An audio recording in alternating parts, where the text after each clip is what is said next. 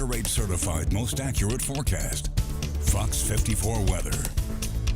A line of showers and thunderstorms currently pushing through North Alabama, southern and middle Tennessee, extending all the way from Fayetteville down into Ardmore. Beginning to see some showers and thunderstorms build into the Huntsville metro area. We're still dry, Hazel Green, Meridianville, but I would expect that activity is going to move into your neck of the woods probably over the next 5 or 10 minutes, 10 or 15 minutes for our friends in Gurley, probably in the next 3 to 5 minutes for our friends in Owens Crossroads. None of this activity is severe. We're just talking about some stronger thunderstorms, some heavy rain, some gusty winds.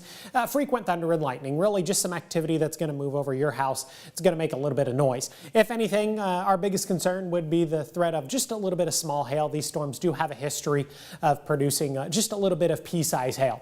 We're beginning to clear out, just a little bit clear out, and that the worst of the thunderstorm activity is now beyond Athens, beyond Decatur, Priceville, down into Hartselle. The I-65 corridor beginning to clear out just a little bit. Still dealing with some rain, and they might deal with a little bit of rain, at least for the next 30, 45 minutes.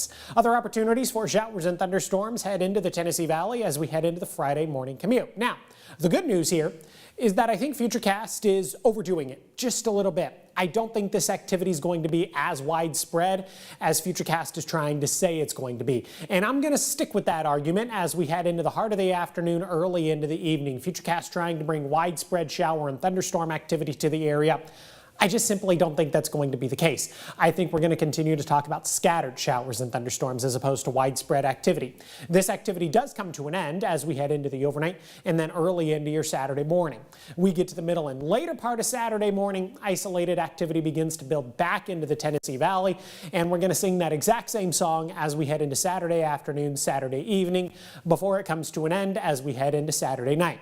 But then we're going to repeat the process as we head into Sunday. It's your typical summertime weather pattern across the Tennessee Valley, where washing your car is going to be done at your own risk because there is an opportunity for rain every single day. But I want you to think about our typical summertime weather pattern. In some cases, our friends over in Florence, they might get rain for 2, 3, 4 days in a row.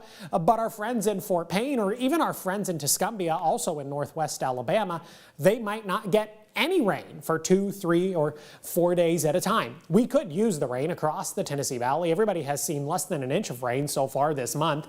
Our friends over in Guntersville, they have seen just over 1/4 of an inch of rain so far this month. 17/100ths of that actually fell today. Here's what I got for you as we head into the overnight. Temperatures drop into the mid-60s. I've got a low right around 65 degrees. We're going to warm up as we head into your Friday, but I think we're going to be talking about an increase in cloud cover once again that keeps us from climbing much higher than the lower 80s. Got a high right around 81.